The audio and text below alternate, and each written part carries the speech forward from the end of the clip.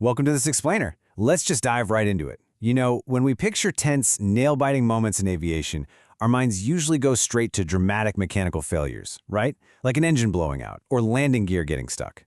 But the truth is, the most high-stakes situations frequently stem from simple human procedural errors. Today, we're breaking down a real-world incident involving Southwest Flight 3163 out of New York's LaGuardia Airport. We're going to pull apart exactly what happened, step by step, to see how a seemingly tiny oversight in the cockpit led to a massive deviation that literally had air traffic control scrambling. Just put yourself in the cockpit for a second. Imagine you're climbing out of one of the absolute busiest airspaces in the world, and suddenly this phrase blasts through your headset. Turn right immediately. That's the frantic, incredibly high-stakes command from LaGuardia Air Traffic Control that kicks off this whole ordeal. When a controller in New York actually raises their voice and tells you to do something immediately, yeah, you know the margins for error have completely evaporated. So the big question we're answering today is, what exactly went wrong in the cockpit of Southwest 3163? How does a professional, highly trained flight crew end up on the receiving end of such an urgent command? Like I said, this isn't about an airplane breaking down. This is actually a fascinating look into human error, cockpit procedures, and the intense psychology of flying under pressure. Okay, Part 1. The incident at LaGuardia. Tension on runway 31. Let's set the scene a bit. LaGuardia is notorious for its density. Airplanes are constantly weaving through these incredibly tight corridors, and every single second counts. So Southwest 3163 is lined up on runway 31, and air traffic control clears them for takeoff. But they add a very specific instruction: no delay.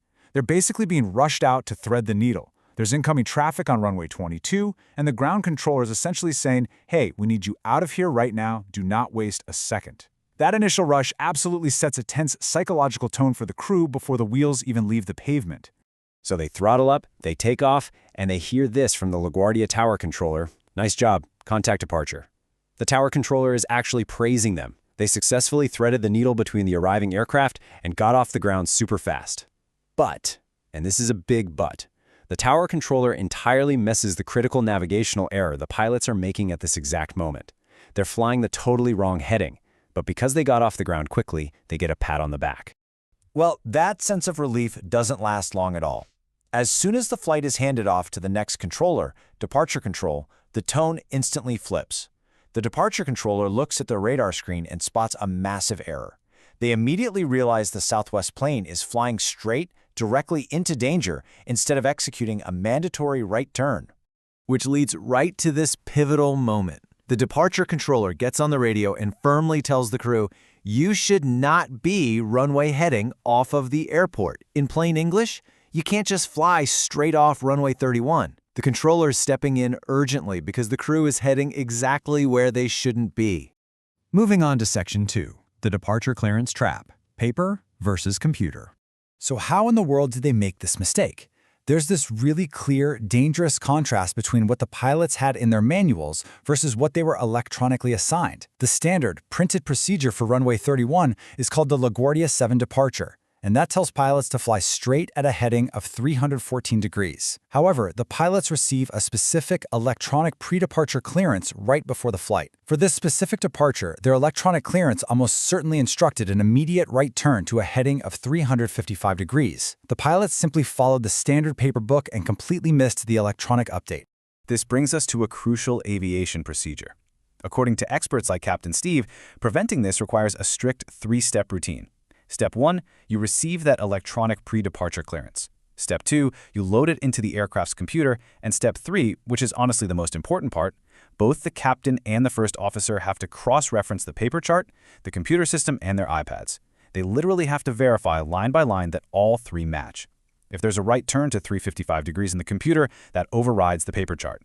The Southwest crew seemingly skipped, rushed, or just fumbled this absolutely vital triple check. And, we know this is a preventable crew error because of the traffic right around them. American Airlines Flight 2897 flew the exact same route just minutes earlier off the exact same runway, and they made the right turn perfectly. They didn't get scolded. If you fly in and out of New York enough, you know for a fact you don't fly straight off runway 31. The stakes for this right turn are incredibly high. If you fly straight, runway heading off runway 31, you're flying directly into the airspace for Teterboro Airport. You're flying directly into Newark Airport traffic, and you are heading right over the Hudson River. The right turn to 355 degrees keeps you clear of all of that. That is exactly why the New York controller reacted with such incredible urgency. It is a highly, highly congested bottleneck. Section 3. The brain dump effect and the psychology in the cockpit. Have you ever been put on the spot and suddenly forgotten everything you know? Like your mind just goes totally blank? In aviation, this is known as a brain dump. It's the sudden loss of situational awareness and memory under intense, unexpected stress. When that controller sharply ordered the Southwest pilot to turn immediately, it triggered a massive psychological brain dump right there in the cockpit.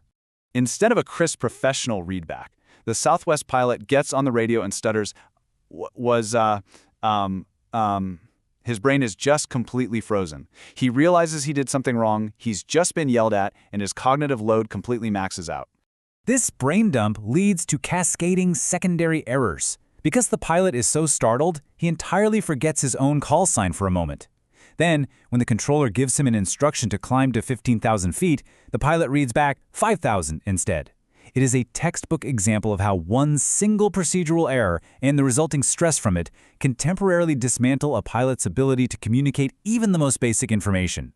Now, the air traffic controllers in New York are notoriously strict, but they're also incredibly sharp.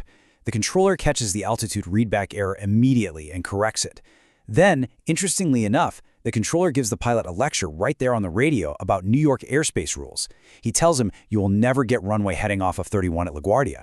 That little tutorial on the radio was actually a massive gift. It was a lecture in lieu of a formal pilot deviation, which would have meant major paperwork and disciplinary action for the crew. All right, Section 4, Captain Steve's pro tips for preventing the panic.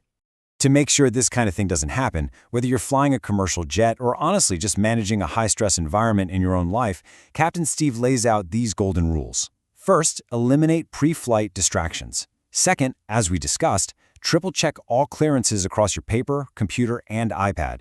Do not cut corners. Third, actually listen to other aircraft on the radio. If the pilots had been listening, they would have heard American 2897 get the clearance for the right turn, and they could have asked, hey, wait, why didn't we get that? And finally, when you mess up, own your mistakes immediately. Captain Steve's most practical, old-school analog tip to combat the brain dump is incredibly simple.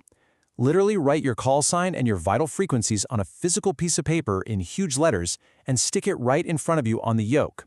That way, when the pressure spikes and your brain goes totally blank, you don't even have to think. The answer to who am I right now is written right in front of your eyes.